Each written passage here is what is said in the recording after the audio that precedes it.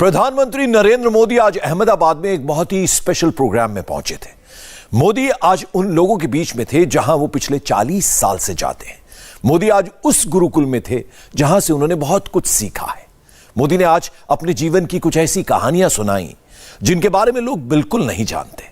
मोदी आज कह भी रहे थे कि काश वो इन किस्से कहानियों को लिख पाते। मोदी ने जिस कलम से पहले चुनाव का नॉमिनेशन किया, जिस कलम से उन्होंने काशी के चुनाव का पर्चा भरा, उस कलम का किस्सा क्या है? पीएम मोदी के जीवन के बहुत ही रोचक हिस्से को सामने रखने वाली यह रिपोर्ट देखिए।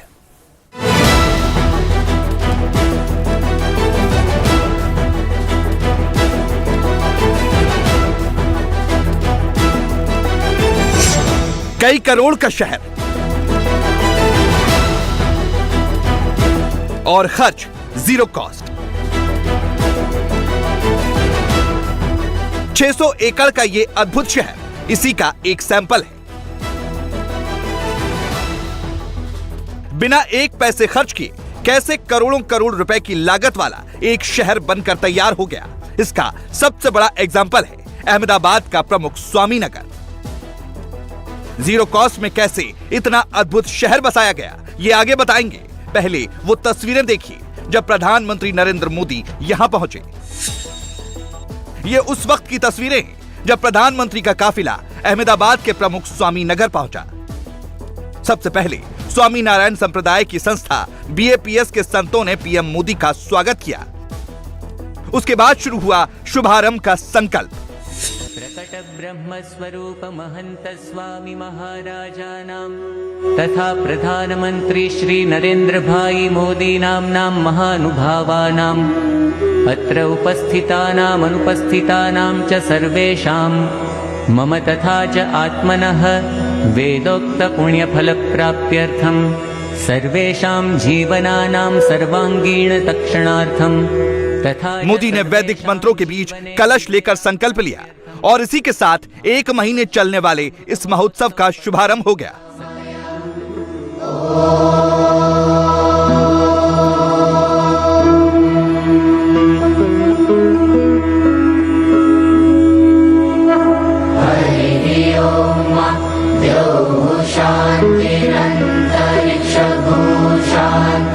पृथ्वी शांतिरापः शांतिरोगदयः शांति। मोदी ने मंच पर ही स्वामी नारायण संप्रदाय के जनक स्वामी नारायण महाराज और BAPS के मुखिया रहे प्रमुख स्वामी महाराज की प्रतिमाओं की पूजा की। जनो जानन्निदं सत्यं मुच्यते भवबन्धना।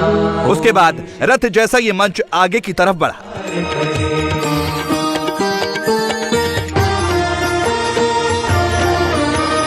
इसी मंच नुमा रथ पर सवार होकर कुछ दूर तक पीएम मोदी आगे बढ़े। प्रमुख स्वामी शताब्दी का जय जयकार।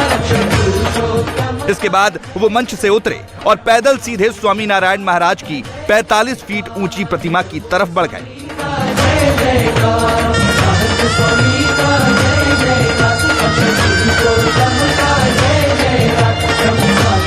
स्वामी नारायण को फूल चढ़ाने के बाद मोदी जब आगे बढ़े तो बोचासन वासी अक्षर पुरुषोत्तम संस्था के सबसे बड़े संत महंत स्वामी ने दीवार पर बनी वो झांकियां दिखाई जिसमें प्रमुख स्वामी के जीवन का सार लिखा है।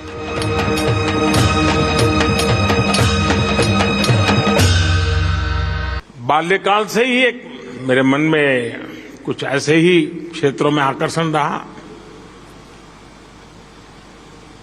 तो प्रमुख स्वामी जी के भी दूर से दर्शन करते रहते थे।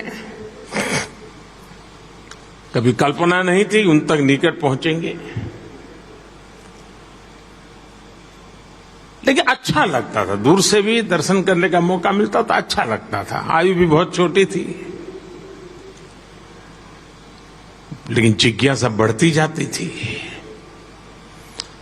कई वर्षों के बाद 1981 में मुझे पहली बार अकेले में उनके साथ सत्संग करने का सौभाग्य मिला और मेरे लिए सरप्राइज था कि उनको मेरे विषय में थोड़ी बहुत जानकारी उन्होंने इकट्ठी करके रखी थी। और पूरा समय न कोई धर्म की चर्चा, न कोई ईश्वर की चर्चा, न कोई अध्यात्म की चर्चा, कुछ नहीं। पूरी तरह सेवा, मानव सेवा, इन्हीं विषयों पर बातें करते रहे और एक एक शब्द मेरे हृदय पटल पर अंकुरित होता जा रहा था। रात की रोशनी में दूर से जगमगाता शहर, हर रोज लाखों लोगों के आने का इंतजाम।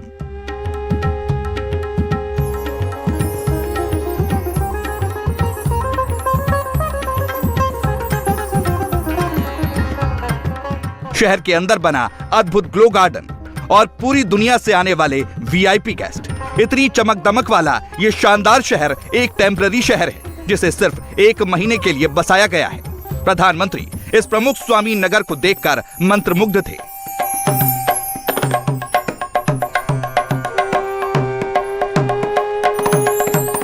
अहमदाबाद के इस टेम्पररी शहर में सबसे शानदार है ये ग्लो गार्डन जिसका नाम ज्योति उद्यान है। 30 एकड़ में फैला ये ग्लो गार्डन दुबई के ग्लो गार्डन से कुछ कम नहीं है।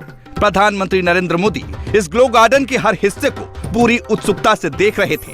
महंत स्वामी उन्हें वहां बनाई गई चीजों के बारे में जानकारी दे रहे थे। बहुत लोग, कम लोगों को पता होगा, मैं 2002 का चुनाव लड़ रहा था। पहली बार मुझे चुनाव लड़ना था, पहली बार नामांकन भरना था और राजकोट से मैं उम्मीदवार हो रहा था। तो वहां 2 संत मौजूद थे। मैं जब वहां गया तो उन्होंने मुझे एक डिब्बा दिया। मैंने खोला तो अंदर एक पेन थी। उन्होंने कहा कि प्रमुख स्वामी ने भेजा है, आप जब नामांकन में हस्ताक्षर करेंगे तो इस पेन से करना।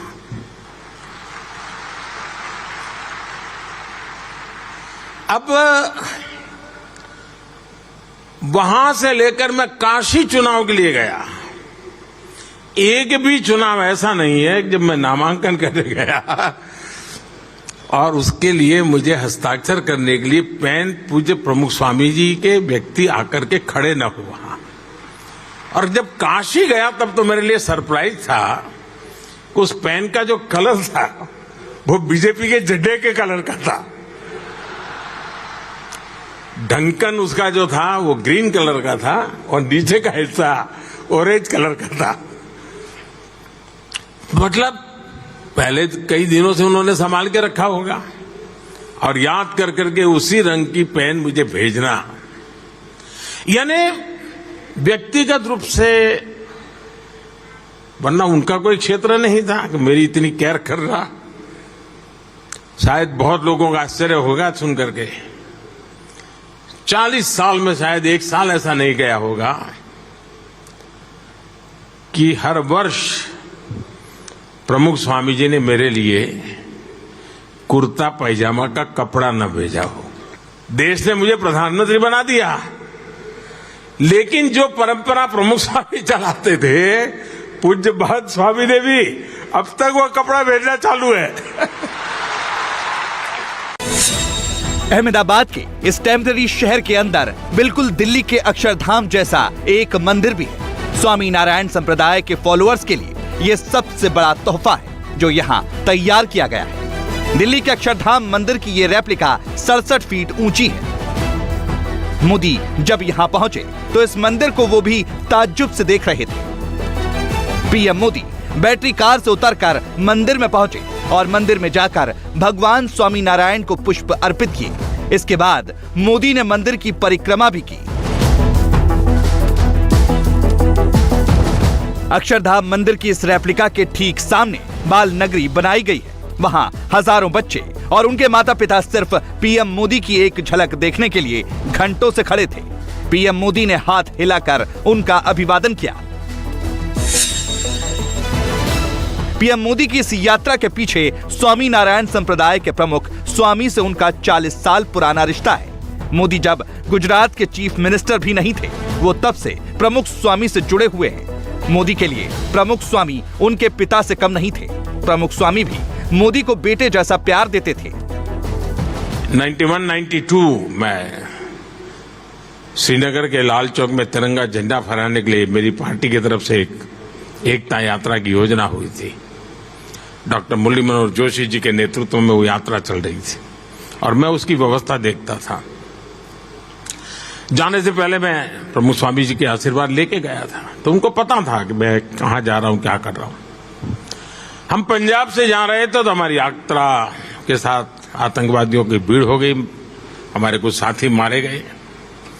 पूरे देश में बड़ी चिंता का विषय था कि गोलियां चली, काफी लोग मारे गए थे। और फिर वहीं से हम जम्मू पहुंच रहे थे। हम श्रीनगर लाल चौक तिरंगा झंडा फहराया, लेकिन जैसा ही मैंने जम्मू में लैंड किया, सबसे पहला फोन प्रमुख स्वामी जी का।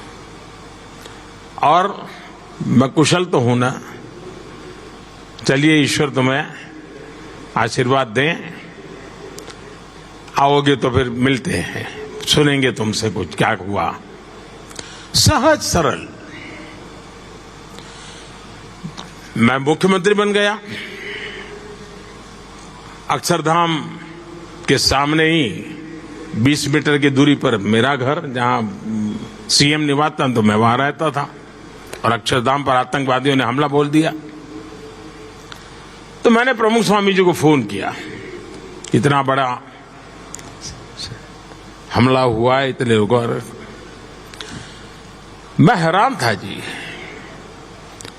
हमला अक्षरधाम पे हुआ है, संतों पर क्या बीती होगी, गोलियां चली नहीं चली, किसको क्या, सारी चिंता का विषय था, क्योंकि एकदम से धुंधला सा वातावरण था। ऐसी संकट की घड़ी में इतना बड़ा आतंकी हमला, इतने लोग मारे गए थे। प्रमुख स्वामी जी ने मुझे कहा फोन किया तो, अरे भाई तेरा घर तो सामने ही है, तुम्हें कोई तकलीफ नहीं है ना। अरे मैंने कहा बापा, इस संकट की घड़ी में आप इतनी स्वस्थता पूर्वक मेरी चिंता कर रहे हैं। उन्होंने कहा देख भाई, ईश्वर पे भरोसा करो, सब अच्छा होगा। जीरो कॉस्ट का कॉन्सेप्ट लेकर चलने वाले इस शहर में मोदी के पहुंचने के पीछे 4 बड़ी वजह हैं। प्रमुख स्वामी से मोदी का अटूट रिश्ता, गुजरातियों से स्वामी नारायण संप्रदाय का कनेक्ट, इंटरनेशनल कम्युनिटी में बीएपीएस का इंपैक्ट और जीरो कॉस्ट सिटी में मोदी स्टाइल ऑफ पॉलिटिक्स की झलक। पिछले कुछ दिनों में गुजरात में रेवड़ी पॉलिटिक्स की बातें खूब हुई। मोदी के विरोधियों ने कहा गुजरात के लोगों को ये फ्री में देंगे, वो फ्री में देंगे, लेकिन गुजरातियों ने रेवड़ी पॉलिटिक्स को रिजेक्ट कर दिया। गुजरात के लोग इस बात को समझ गए कि सरकार मुफ्त में कुछ नहीं देती, मुफ्त का पैसा जनता की जेब से ही आता है। मोदी और मोदी के विरोधियों में यही अंतर है। प्रमुख स्वामी नगर के जीरो कॉस्ट वाला कॉन्सेप्ट इसी पर बेस्ड है। इस शहर को बसाने के लिए गुजरात सरकार ने कुछ नहीं दिया, न ही केंद्र सरकार ने कोई पैसा दिया है। यहाँ जो कुछ भी बना है वो डोनेशन से बना है। गुजराती सरकार से कुछ भी मुफ्त नहीं चाहते, लेकिन धर्म और आध्यात्म के काम में डोनेशन खूब देते हैं। ये जो 600 एकड़ में जो नगर की रचना की गई है, तो करीब 300 फार्मर्स उन्होंने अपनी जमीन वो संस्था को 2 साल के लिए यूज़ करने के लिए दी है। सब ने अपनी सरहद वो मिटाकर जमीन एक कर देखो, भावना इज ऑफ सेल्फलेसनेस, और उसमें से कोई स्वामीनारायण नहीं है। तो इस महोत्सव के लिए वो लोग भी सब एक हो गए। हाँ, सब एक हो गए बड़ी खुशी से, और सबके मन में ऐसी भावना थी कि प्रमुख स्वामी ऐसे संत थे, सेंट ऑफ द सेंचुरी। सबकी इच्छा थी कि हमारे वहाँ भी उनके आशीर्वाद आए, तो सबने एक होकर अपनी निस्वार्थ भावना से ये जमीन यूज करने की दी है। अहमदाबाद का ये उत्सव 15 दिसंबर से अगले साल 15 जनवरी तक चलेगा।